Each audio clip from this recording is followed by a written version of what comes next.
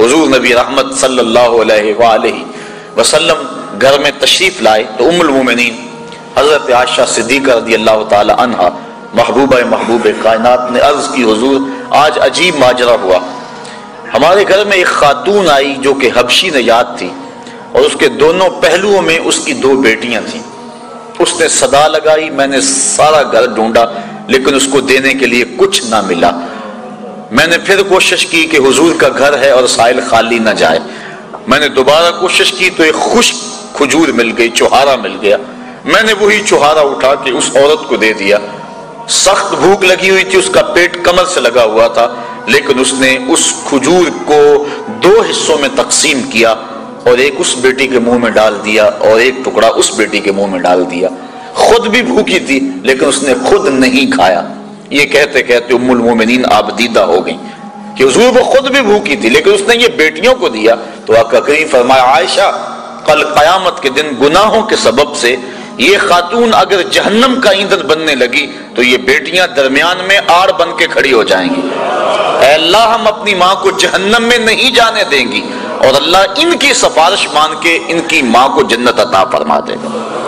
اور حدیث میں آتا ہے امرأہ مردودہ وہ عورت جس کے خامد نے اس کو طلاق دے دی، بدصورتی کی وجہ سے، غربت کی وجہ سے، جہیز کم لانے کی وجہ سے یا کسی سبب سے اس کو طلاق دے دی۔ اب معاشرے میں اسے کوئی قبول نہیں کرتا، ساری زندگی اس نے اپنے باپ کے دروازے پہ بیٹھ کے گزار دی۔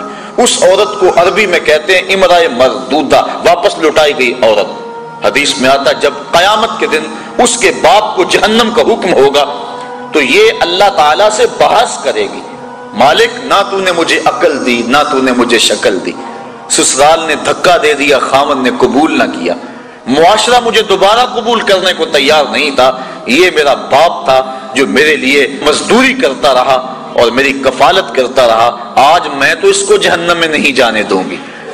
وہ رابعہ بصریہ نہیں، عام سی عورت، لیکن قیامت کے دن اللہ اس کے باپ کو اس کی سفارش مان کے جنت کی راہیں عطا فرما دے گا۔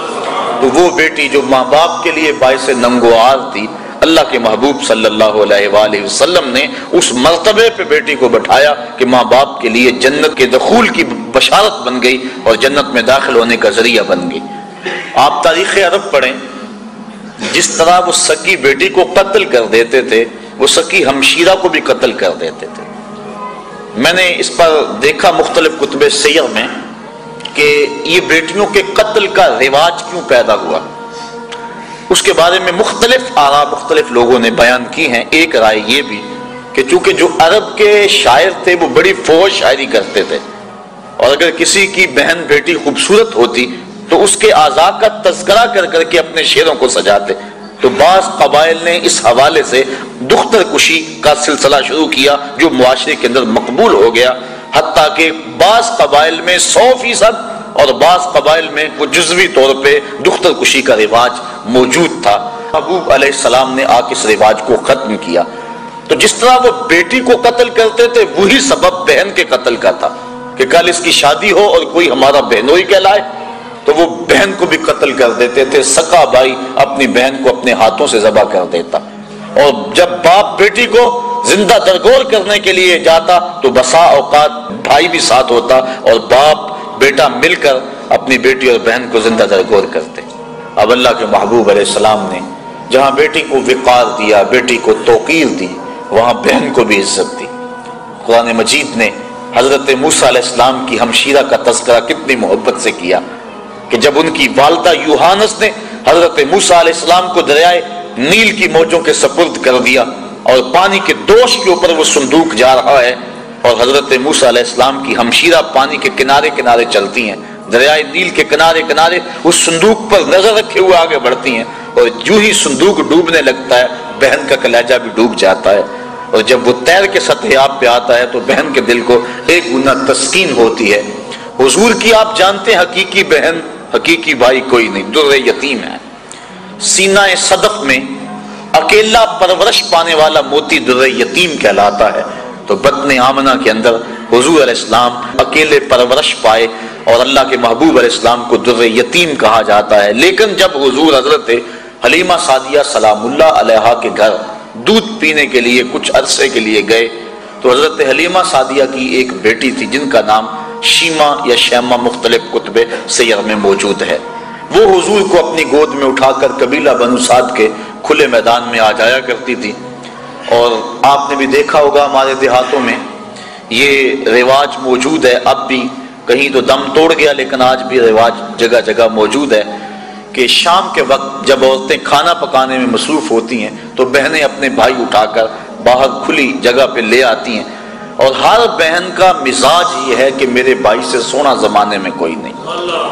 وہ ایک مفکر نے کہا ہے کہ خوبصورتی دیکھنے والے کی آنکھ میں ہوتی ہے، تو ہر بہن کا مزاج ہے چاہے کالا کلوٹا کیوں نہ اس کا بھائی، اسی لیے چندہ ماموں کہا جاتا ہے نا، ہر بہن اپنے بھائی کو چاند کہتی ہے۔ جب بچیاں اپنے ویر لے کر قبیلہ بنو سعد کے میدان میں آتی تو ہر کوئی کہتی کہ میرے بھائی کا جوڑ نہیں۔ اگر کسی کی رنگت کالی ہوتی تو وہ نقوش کو معیار حسن قرار دیتی کہ حسن کا تعلق رنگت سے نہیں نقوش سے ہے، میرے بھائی کے نقوش تو دیکھو۔ اور اگر کسی کا رنگ سفید ہوتا تو وہ کہتی ہے کہ رنگ نہیں تو کچھ نہیں، میرے بھائی کا رنگ بڑا چٹا ہے لہذا میرا بھائی بڑا خوبصورت ہے۔ بحث مباحثہ ہو رہا ہوتا اور کوئی ماننے کو تیار نہ ہوتی کہ میرا بھائی کسی سے کم ہے، اتنے میں حضرت شیمہ اپنے ویر محمد کو اٹھا کے لے آتی، اور جو ہی وہ آتی اور کہتی ہاں میرا بھائی بھی آ گیا، تو وہ کہتی نہیں شیمہ تیرے ویر کا مقابلہ تو نہیں نا۔ تو کتب میں آتا ہے کہ حضرت شیمہ کا سر فخر سے بلند ہو جاتا اور پھر حضور کو سینے سے چمٹا لیتی اور دعا دیتی، ربنا ابق لنا محمدا حتی اراہ یافعا وامردا، اے اللہ میرے ویر محمد کو سلامت رکھنا، اس کو شالہ نظر نہ لگے، میرا ویر آج بچوں کا سردار ہے، کل میں اپنی آنکھوں سے دیکھوں کہ جوانوں کی بھی سرداری کرے۔